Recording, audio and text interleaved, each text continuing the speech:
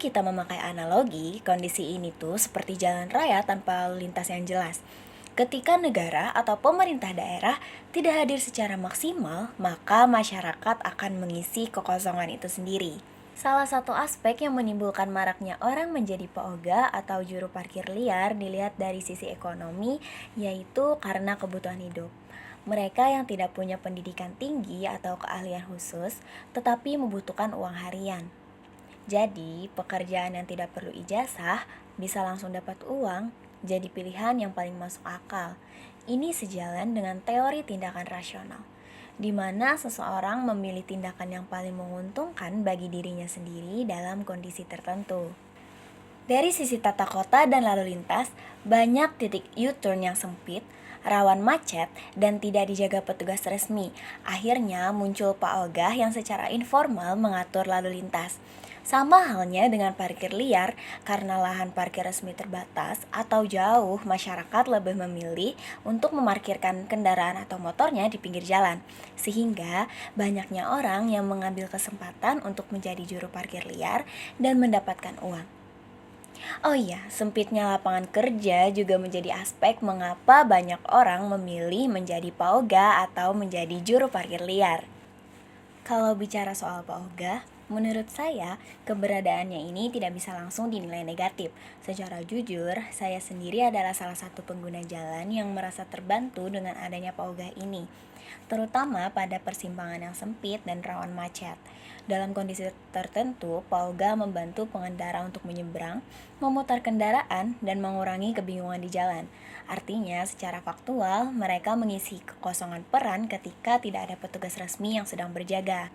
Namun, masalahnya muncul bukan pada semua paoga, melainkan pada oknum-oknum tertentu yang marah apabila tidak diberi uang, bersikap memaksa, bahkan membuat pengguna jalan merasa tidak nyaman dan terganggu. Di titik inilah keberadaan paoga yang awalnya membantu berubah menjadi masalah ketertiban umum. Kalau kita bertanya, sebenarnya siapa yang seharusnya menjalankan peran ini?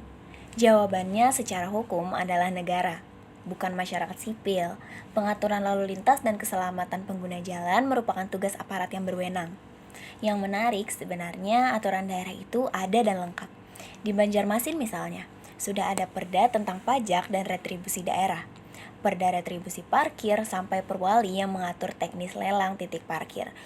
Jadi, masalahnya bukan tidak ada aturan, tapi aturan itu tidak berjalan secara maksimal. Dengan demikian, solusi terhadap fenomena paogah dan juru parkir liar ini adalah dengan pengimplementasian peraturan daerah secara tegas dan berkelanjutan. Namun, tidak cukup dengan hanya itu. Selama negara tidak hadir secara konsisten, maka praktik ini akan terus muncul kembali. Yang dibutuhkan adalah kehadiran nyata pemerintah melalui kepolisian dan dinas perhubungan, baik melalui penempatan petugas, penataan lalu lintas, maupun sistem pengawasan yang berkelanjutan. Kesimpulannya, paoga hadir karena kebutuhan masyarakat, tetapi tanpa pengaturan dan pengawasan, praktik ini berpotensi menimbulkan gangguan. Oleh karena itu, negara harus mengambil peran aktif agar keselamatan dan kenyamanan pengguna jalan tetap terjamin.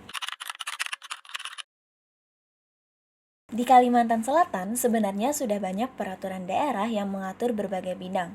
Namun, dalam praktiknya masih ditemukan kekosongan hukum, kekaburan aturan, dan konflik antar peraturan.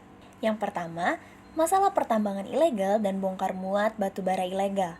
Walaupun peraturan daerah tentang pertambangan sudah ada, perubahan kewenangan melalui Undang-Undang Minerba membuat peran pemerintah daerah menjadi tidak jelas. Akibatnya, pengawasan di lapangan sering tidak efektif karena pemerintah daerah ragu bertindak dan kewenangan utama berada di pemerintahan pusat. Kedua, pengelolaan sampah, khususnya saat terjadi keadaan darurat. Peraturan daerah pengelolaan sampah memang ada, tetapi tidak mengatur secara rinci mekanisme jika terjadi krisis, seperti penutupan tempat pembuangan akhir. Hal ini membuat pemerintah daerah kesulitan mengambil langkah cepat ketika masalah muncul. Yang ketiga, penanggulangan banjir dan sistem drainase. Kalimantan Selatan adalah daerah yang rawan banjir, tetapi peraturan daerah yang ada belum mengatur secara jelas pembagian kewenangan antar daerah, standar teknis drainase, dan pendanaan lintas wilayah. Akibatnya, penanganan banjir sering tidak terkoordinasi. Undang-Undang Nomor 3 Tahun 2020 tentang Minerba membawa perubahan besar dalam sistem pengelolaan pertambangan di Indonesia. Melalui undang-undang ini, sebagian besar kewenangan yang sebelumnya dimiliki oleh pemerintahan daerah, baik provinsi maupun kabupaten kota, ditarik kembali ke pemerintahan pusat. Kewenangan tersebut meliputi perizinan, pengawasan, dan pengendalian kegiatan pertambangan. Kebijakan ini menimbulkan perdebatan karena secara prinsip, otonomi daerah bertujuan agar daerah dapat mengatur dan mengurus urusan pemerintahan sesuai dengan kondisi dan kebutuhan masyarakat setempat. Pemerintah daerah dianggap lebih memahami kondisi geografis, sosial, dan lingkungan di wilayahnya tersendiri. Oleh karena itu, ketika kewenangan pertambangan dipusatkan, peran pemerintah daerah menjadi sangat terbatas. Dari sisi hukum, sentralisasi kewenangan Minerba menyebabkan pemerintah daerah kesulitan menjalankan fungsi pengawasan dan penegakan hukum lingkungan. Meskipun aktivitas pertambangan berlangsung di wilayah daerah, pemerintah daerah tidak memiliki kewenangan penuh untuk menghentikan atau mencabut izin tambang ketika terjadi pelanggaran. Hal ini karena izin usaha pertambangan diterbitkan oleh pemerintah pusat, sehingga tindakan daerah sering terbatas pada penyampaian laporan atau rekomendasi. Selain itu, sentralisasi kewenangan ini juga menimbulkan masalah dalam penataan ruang daerah. Pemerintah daerah telah menetapkan rencana tata ruang wilayah melalui peraturan daerah. Namun, dalam praktiknya, izin pertambangan dari pusat dapat saja tidak sejalan dengan rencana tata ruang daerah. Akibatnya, pemerintah daerah kesulitan menjaga keseimbangan antara kepentingan pembangunan ekonomi dan perlindungan lingkungan. Dari sisi sosial, dampak sentralisasi Minerba sangat dirasakan oleh masyarakat di sekitar wilayah tambang. Ketika terjadi pencemaran lingkungan, kerusakan jalan, atau konflik lahan, masyarakat cenderung mengadu kepada pemerintah daerah karena dianggap paling mudah dijangkau. Namun, keterbatasan kewenangan membuat pemerintah daerah tidak selalu mampu memberikan solusi cepat. Kondisi ini menimbulkan ketidakpuasan masyarakat dan berpotensi memicu konflik sosial. Selain itu, daerah penghasil tambang seringkali harus menanggung dampak negatif aktivitas pertambangan, seperti kerusakan lingkungan dan beban infrastruktur. Sementara manfaat ekonomi yang diterima melalui dana bagi hasil belum tentu sebanding. Hal ini menimbulkan ketimpangan antara beban yang ditanggung daerah dan keuntungan yang diperoleh. Dengan demikian, sentralisasi kewenangan Minerba dapat dikatakan tidak sepenuhnya sejalan dengan semangat otonomi daerah. Meskipun pemerintah pusat memiliki alasan untuk menjaga kepentingan nasional, perlu ada penguatan peran pemerintah daerah agar pengelolaan pertambangan dapat berjalan lebih adil, efektif, dan berpihak pada kepentingan masyarakat daerah. Isu dana pemerintah daerah yang disebut mengendap muncul ketika pemerintah pusat mengungkapkan adanya dana daerah dalam jumlah besar yang tersimpan di perbankan dan belum dibelanjakan. Isu ini menimbulkan anggapan bahwa pemerintah daerah lambat dalam menyerap anggaran, sehingga pembangunan dan pelayanan publik dianggap terhambat. Kalimantan Selatan termasuk salah satu daerah yang disebut memiliki saldo kas daerah cukup besar. Namun, pemerintah Provinsi Kalimantan Selatan memberikan klarifikasi bahwa dana tersebut bukan dana yang dibiarkan menganggur.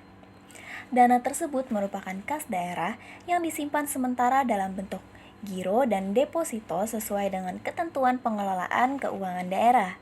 Penyimpanan dana tersebut terjadi karena proses pencairan anggaran harus melalui tahapan administrasi yang cukup panjang, seperti perencanaan kegiatan, proses lelang, penandatanganan kontrak, serta pencairan anggaran secara bertahap. Selama tahapan tersebut belum selesai, dana memang belum dapat digunakan dan harus disimpan terlebih dahulu. Pemerintah Provinsi Kalimantan Selatan juga menjelaskan bahwa penempatan dana dalam deposito justru memberikan manfaat tambahan berupa pendapatan bunga yang masuk sebagai pendapatan daerah. Dana ini nantinya dapat digunakan untuk mendukung pembiayaan pembangunan dan pelayanan publik. Meskipun demikian, pemerintah pusat tetap menekankan pentingnya percepatan penyerapan anggaran agar dana publik dapat segera dirasakan manfaatnya oleh masyarakat. Dari sudut pandang pusat, belanja daerah yang cepat dan tepat sasaran berperan penting dalam mendorong pertumbuhan ekonomi dan kesejahteraan masyarakat. Pasca banjir bandang, Lautan Kayu gelondongan menerjang Kabupaten Aceh Tamiang saat banjir bandang pada akhir November lalu. Yang terjadi di 3 provinsi di Sumatera, masih ada beberapa wilayah yang ternyata masih sulit diakses dan minim bantuan. Sementara itu, Presiden Prabowo Subianto menegaskan pemerintah mampu mengatasi bencana Sumatera sehingga belum perlu bantuan dari negara lain. Bencana banjir dan longsor yang melanda 52 kabupaten dan kota di 3 provinsi di Sumatera terus bertambah. Sisa banjir seperti lumpur dan kayu masih menutupi jalan.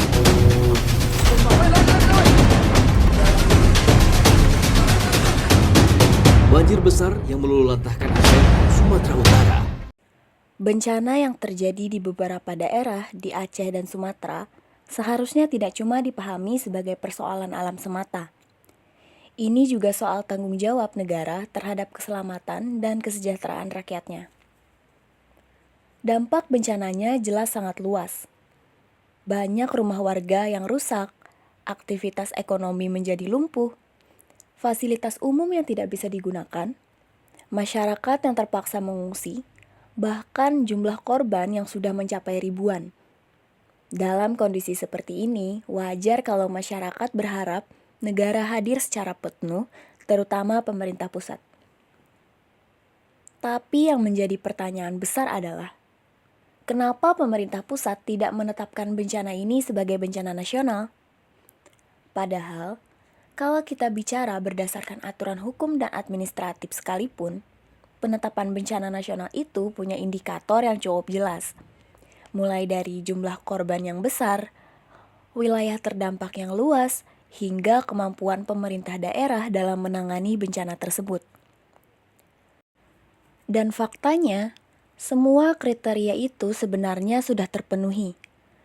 Berdasarkan data BNPB pada 17 Desember 2025, BNPB melaporkan jumlah korban meninggal dunia akibat banjir dan longsor di Aceh dan Sumatera sebanyak 1.053 orang meninggal dunia, 7.000 terluka, dan 200 orang dinyatakan hilang. Wilayah yang terdampak juga sangat luas dan parah, serta pemerintah daerah yang jelas-jelas kewalahan, yang dimana 3 bupati menyatakan ketidaksanggupan dalam menangani bencana. Dari sudut pandang hukum, ini bukan hal kecil. Ini adalah pengakuan resmi bahwa kapasitas pemerintah daerah sudah mencapai batasnya. Namun yang terjadi justru sebaliknya. Pemerintah pusat tetap beralasan bahwa bencana ini masih bisa ditangani oleh daerah. Jadi situasi terkendali. Sehingga statusnya tidak perlu dinaikkan menjadi bencana nasional. Pendekatan seperti ini terlalu kaku, formal, dan administratif. Seolah-olah negara lebih sibuk menilai status di atas kertas daripada melihat kondisi nyata di lapangan.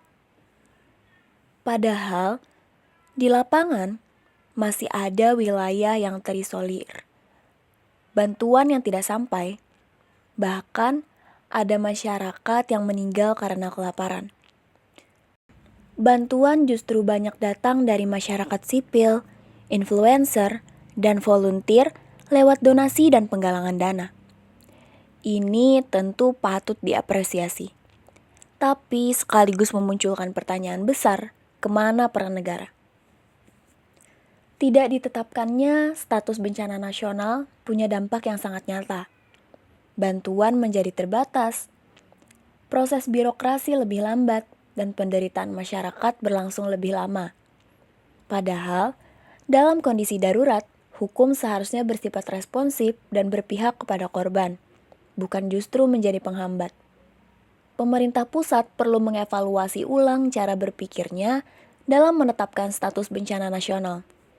Jangan sampai hukum hanya dijadikan alasan untuk tidak bertindak maksimal. Karena pada akhirnya hukum itu dibuat untuk melindungi manusia, bukan sekadar menjaga prosedur. Pemerintah pusat harus lebih peka terhadap kondisi faktual di lapangan. bukan hanya laporan administratif.